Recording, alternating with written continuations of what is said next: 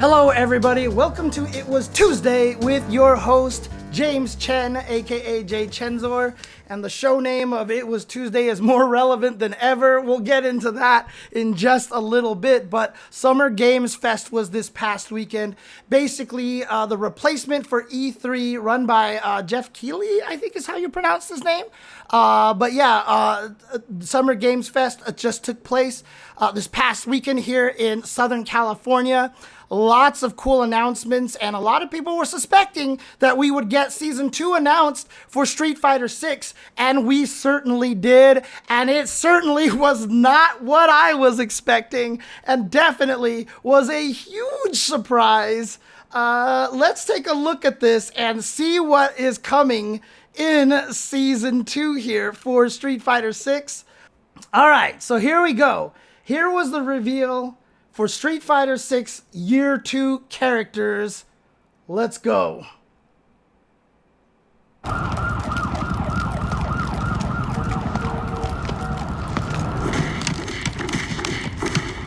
By the way, shoutouts to having this brand new animation here. I love this.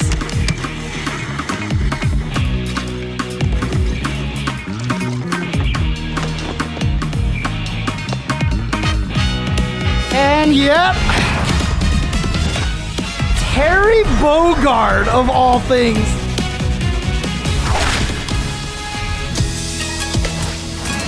And then Mai Siranui. And then Elena, of all characters. And you're like, whoa, that's some crazy character selection. And then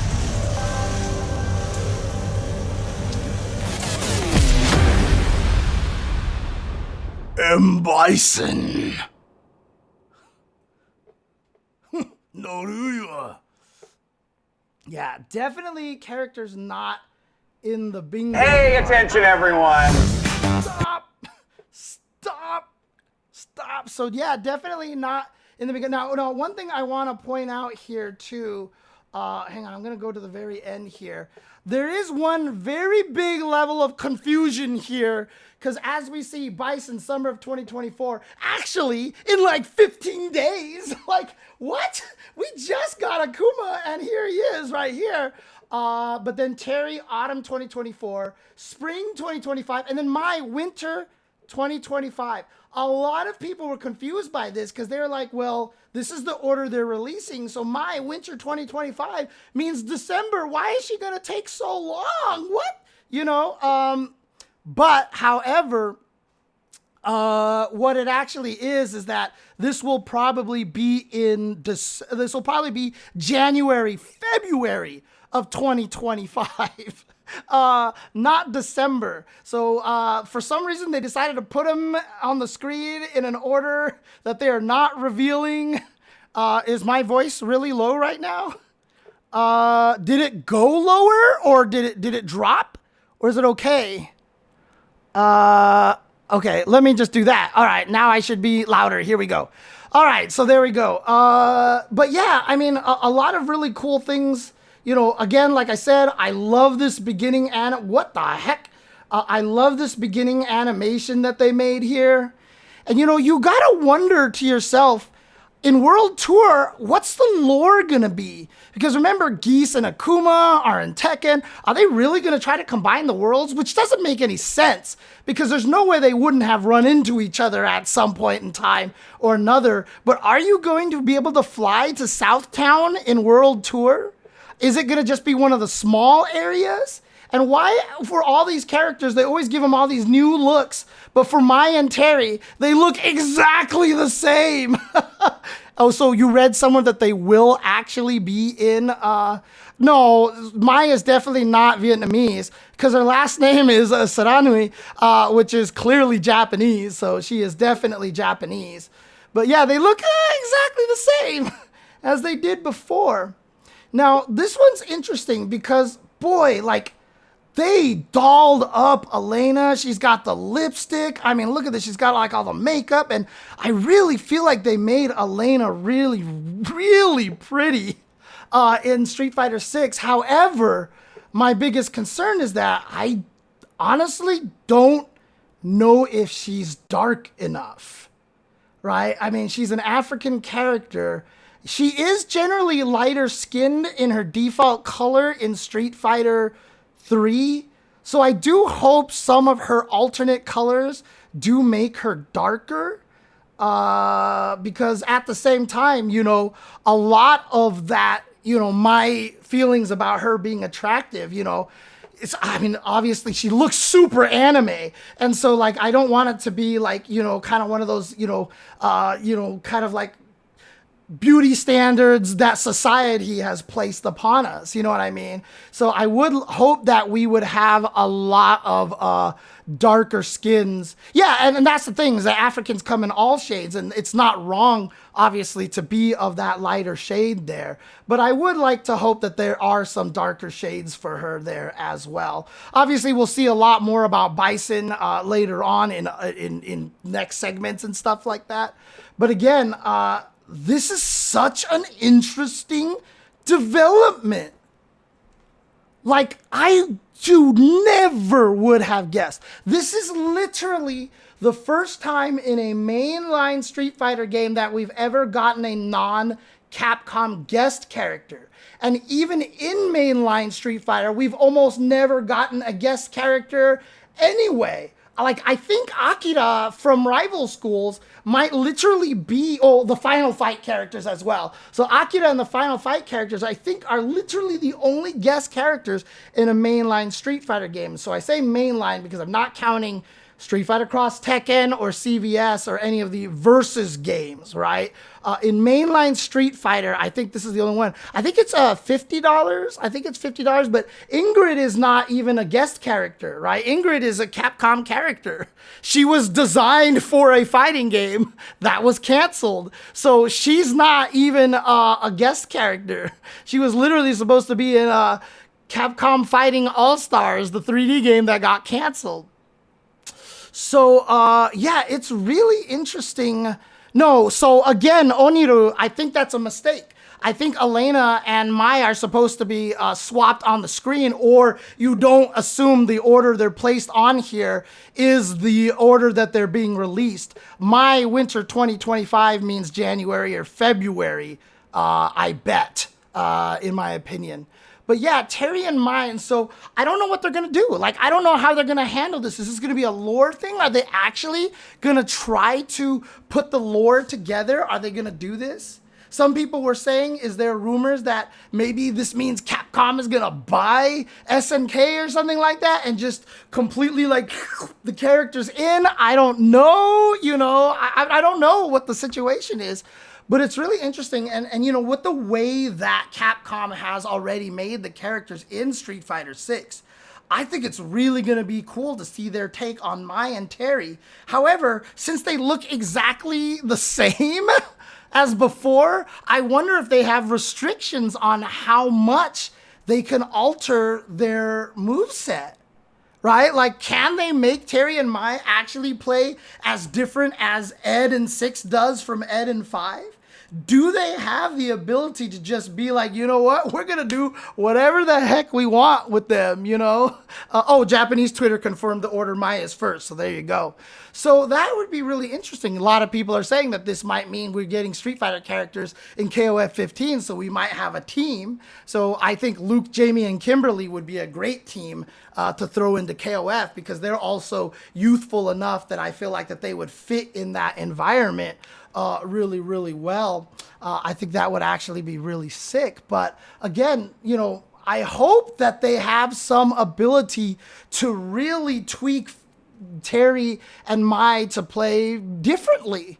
Because like I said, they've done it to their own characters, right? Like, some of the characters don't even play the way that they've played for, years, and kind of, I really hope that they do get a chance to do something really interesting with the characters and not just make them, look, it's just Mai and Terry.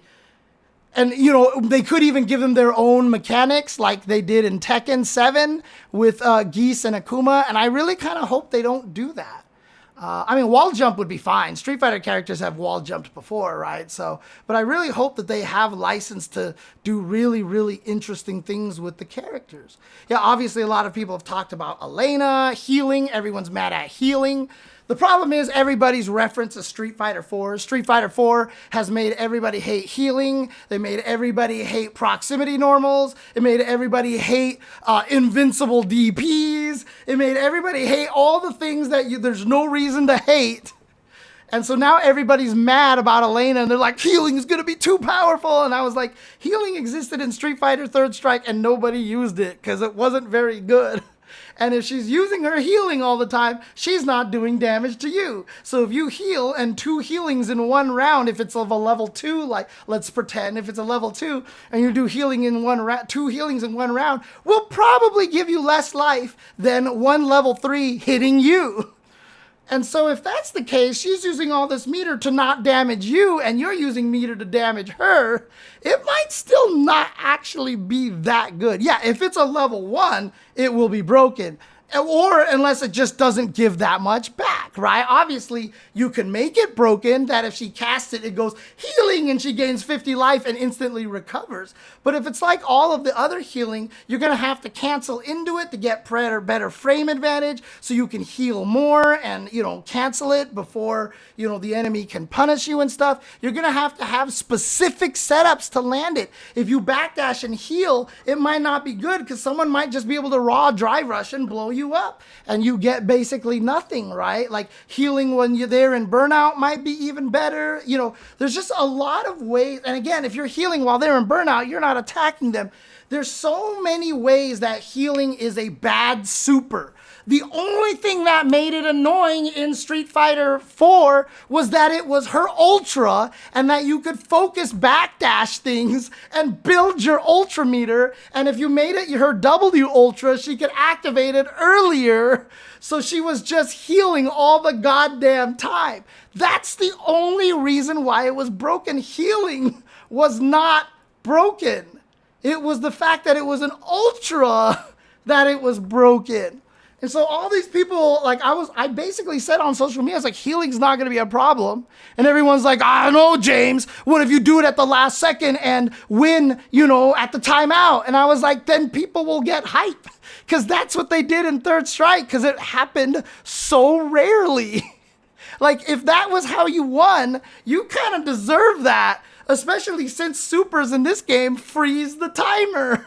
So if you have to do it at the 1 second and then healing and don't give them time to kill you, you kind of deserve to win that. It'll be hype when it happens, even if it is just strong and not useless. So I don't know why everybody's freaking out about this healing thing. And like I said, to be fair, it's the Final Fantasy VII syndrome, right?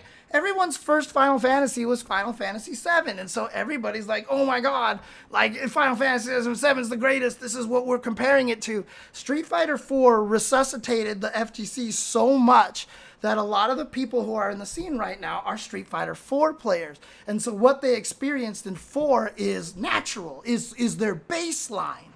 And honestly, it's the wrong way to look at it. Nathan, what are you doing? He's pushing my microphone and knocking down my water bottle. People do this with Dark Souls too. Yeah, that's how it always works, right? That's how people always do this, is that they always, their first is their baseline. And having been doing this for a long time, most supers that are healing, most characters that have healing functionality, in general, it's not strong enough to really ever be broken because the people are careful about it. Keats even told that big long story about Jago being able to heal, with his instinct, and people complained about it, but that wasn't actually the problem. And when you nerfed something else, people stopped complaining about the healing again. The healing obviously is a factor, right? In a lot of games, it's definitely a factor. But it's when it's a super, like Elena's like this, it's just never been truly broken. Now, obviously, there's cool ways they could do it. They could make it so that it gives her drive gauge back slowly instead, which I think would be more broken than giving her life back. So I hope not. Some people are saying instead of healing like a lot really fast, make it like a reverse poison so that it just heals her really slowly as you fight. And so you can kill her before she actually gets all of her health back, you know, kind of things like that. There's a lot of ways to balance things. And it's always crazy to me that people complain about things being broken before we actually see how it's implemented. Like, and yeah, we don't even know if she'll have healing in the first place, right?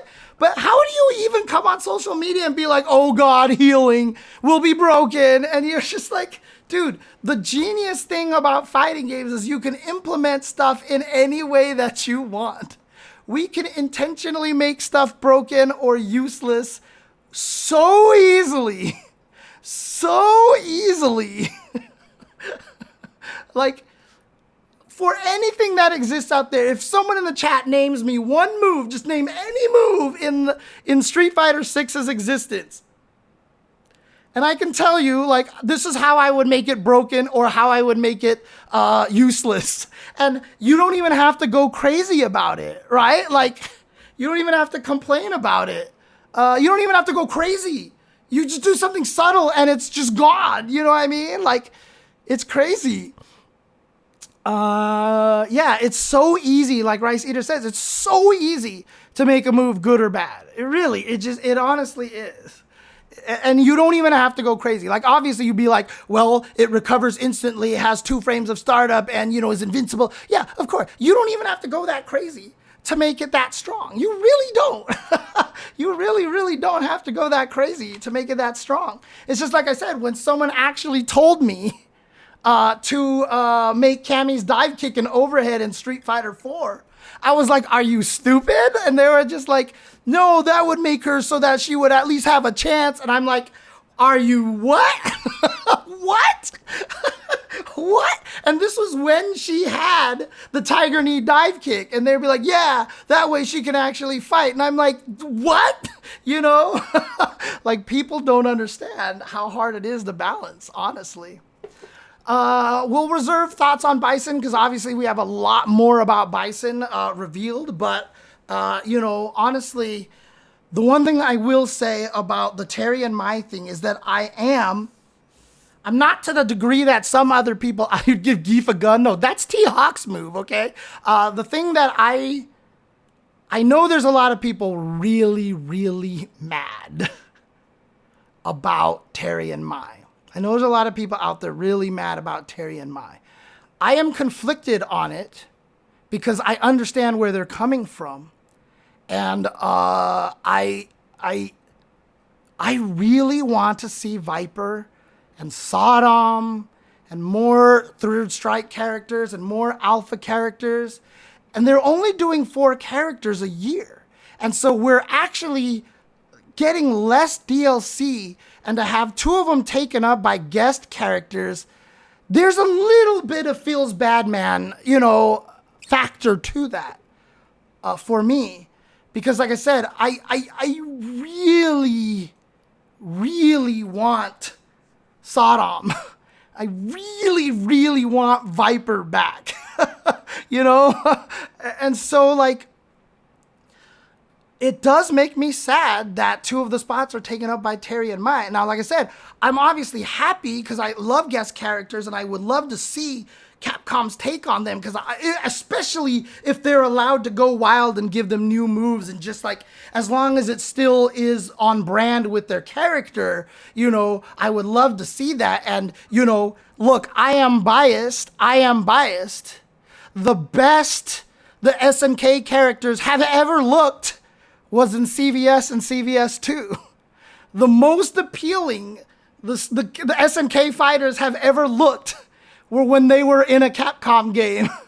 I know that's biased, and I know a lot of SNK fans are going to be mad for me saying that, but I really do. I really do. I think Kyo and like Kim and all those characters were like King, I think was like the best looking in those games, honestly, because Capcom's sprite work at that time was just unrivaled. Honestly, they were really unrivaled. And so, you know, I would love to see their take on Terry and Mai. And yeah, I think Garo 2 looks amazing, but I do still recognize that, you know, it's still not the same level of degree of Street Fighter 6 and Tekken, for example. Now, obviously, they're not trying to go realistic, which is great, which is why it will last and not look, you know, it won't get dated looking as fast as some of their previous games. But, you know, to me, you can still see a little bit of them, you know, still kind of learning the ropes a little bit. So, but yeah, the fact that they have two guest characters. No, for sure, JC88. The art style of City of the Wolves is way better than what we got from KOF 15. Like, I like it way more better than what 15 is. But again, there's so much history and there's so many characters we want to see. Like, if Terry and Mai showed up in season 3 or season 4, like, I'd just be like, okay, but the second season, like when we started the game with all of the original Street Fighter 2, like originally I was like, yeah, don't worry that it's just the Street Fighter 2 characters. The next seasons will give us a bunch of the characters that we want. And, you know, World Tour's been hinting at them. They're in the backgrounds of a lot of artwork. You know, Viper's there hanging out with Jury. Maki is in the background, you know, of one of the backgrounds, you know, in one of the artworks. Sean is at DJ's concert behind Guile and all these things like that. Laura's there, I think. And so you're just like, I can't wait to see the 6 take on a lot of these old characters. And the fact that now we kind of have to wait until perhaps season 3. It is. There's a little bit of bittersweetness to that. There is bittersweetness to that. I am excited to see what they do with Mai and Terry, and I think that this crossover is huge. I think it's so cool because, again, I love seeing the companies work with each other. Oh, God, don't even... Katy Perry, don't even try to throw that Necro greater than Elena stuff to me, okay? Everybody knows that I am not a fan of Necro. But a lot of talk, you know, about CVS 3. Does this mean that could we potentially get a CVS 3? I don't know. I don't know. Because frankly, everything that we're doing, you see things reappropriated all the time, right? Like the theory that Fakumran is supposed to be Sagat from their Tekken Cross Street Fighter game. And they were just like, scrap Tekken Cross Street Fighter, but we worked so hard on Sagat already. Let's turn him to Fakumran. Like, there's so much repurposing and stuff. They might be working on a CVS 3, but even still, if they were, maybe they're scrapped it. You know, who knows? Then maybe they'll scrap it a few years. We don't know. Does this mean we'll get a CVS collection? I hope so. I think that would be really, really cool. And yeah, so Squall says in the chat, you know, I'm pretty sure they will announce a surprise 5th character for season 2. I would not be surprised about that, but also I would be very surprised about that.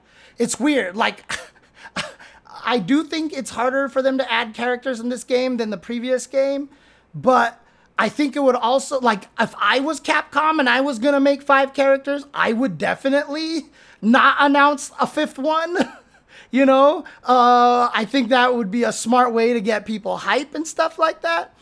I mean, you say it's Wild Fusion, but a lot of people have made that theory, and it's like, seems a lot of people are like, you know, it's probably true, you know.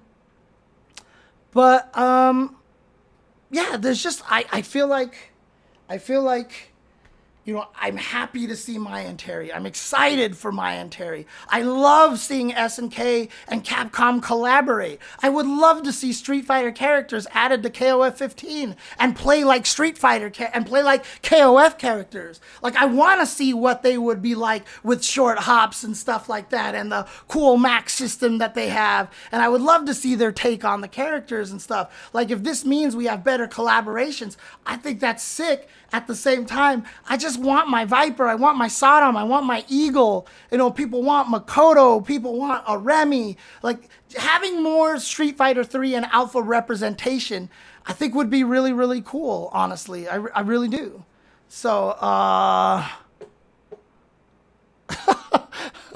Oh, man.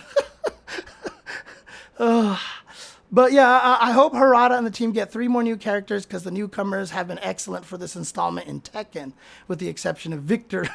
Victor deserves to be in Guilty Gear or BlazBlue. Yeah, actually, Victor would be a really good Guilty Gear character, honestly. Right, so some other people have had that theory as well, that we're seeing this because of SNK owners' push, because they want to expand their presence, and Capcom is partially owned by, I think, is it the same Saudi group or is it a different Saudi group? I'm not sure, but I know that there is a company that has part ownership from Saudi Arabia in Capcom, right? So it could just be a little bit of that as well. Who knows, maybe City of the Wolves will have a Street Fighter character in there. Maybe they'll just put a Street Fighter character straight up into City of the Wolves. So, you know, who knows? Who knows? You feel like Yuri and Sagat should have been part of the core roster given how iconic they are? I mean, to be honest with you, I would love it if Sagat was in Street Fighter 6 and he was full on face turn. Because the way that he ended his story in Street Fighter 4, 5, etc., it was him leaving Shadaloo because he realized Bison was manipulating him, and all the hate that he had for Ryu was just hurting him in the end. I would love to see a face turn for Sagat, have him show up in Street Fighter 6 and he's actually a hero and he actually respects Ryu, and him and Ryu, like, they show up and they're actually good friends all of a sudden and they like really respect each other, and Sagat actually tries to help fight against Shadaloo a little bit and stuff like that. I think that would be the sickest thing ever, having Sagat have a full on just like face turn. I think I would be so happy about that, dude. I think that would be so cool. Yeah, I know, right? Because weirdly enough, Bison's new outfit looks like Sagat's default outfit from Street Fighter 5. It's so weird. Oh, man. Right, he was never actually a bad guy. He was just so consumed by revenge that he was so easily manipulated by M. Bison to get him to try to defeat Ryu, because M. Bison wanted to take Ryu's body and basically turn Ryu into his latest vessel so that he could actually be unstoppable. But Sagat was technically never really a bad guy, and I think that's really, really cool. Just because he is bad guy does not mean he is bad guy. Exactly. In any case, that's the 4 DLC characters. Again, just not what I was expecting at all. Right? Oh, interesting. If Bison had a face turn? Interesting. Huh, and he's using soul power? Whoa, that'd be weird. But again, let's talk about that next in the second section here, because we got all day to talk about Bison. So we'll talk about that coming up. But again, Season 2 DLC, not what I was expecting at all. I never would have guessed guest characters. When Nakayama-san said that they said they're going to go for it and surprise everybody and do something crazy, this is not even what I thought was going to happen. But again, I can't wait to see their interpretation of them. And like I said, I think Terry and Mai, obviously the video footage that we saw was all anime. It was an animated intro. But I got to imagine that Terry and Elena in-game, like with this RE engine, with what they've done to the characters that are already in this game, I think they are going to look absolutely amazing. And I can't wait to see what the Capcom artists can do with Terry and Mai. So I'm definitely excited about that. So in any case, that's all I've got here for today. Again, thank you guys for tuning in. Thank you guys for supporting me. Hope you guys are excited. If which character do you feel like is missing the most? That's what I want to know from the YouTube comments below, if people have even made it this far in the video already. But who do you feel like is missing the most from the game right now? Not even your personal bias. Like, who do you just feel like, you know, hasn't been back in a long time or is just so iconic that they deserve to be in the game? So let me know. But then again, but for those of you here on Twitch, I'll be continuing to talk about Bison. For those of you on YouTube, thank you guys for watching. Appreciate your support as always. And the day that this podcast graced your ears was the most important day of your life. But for me, it was Tuesday.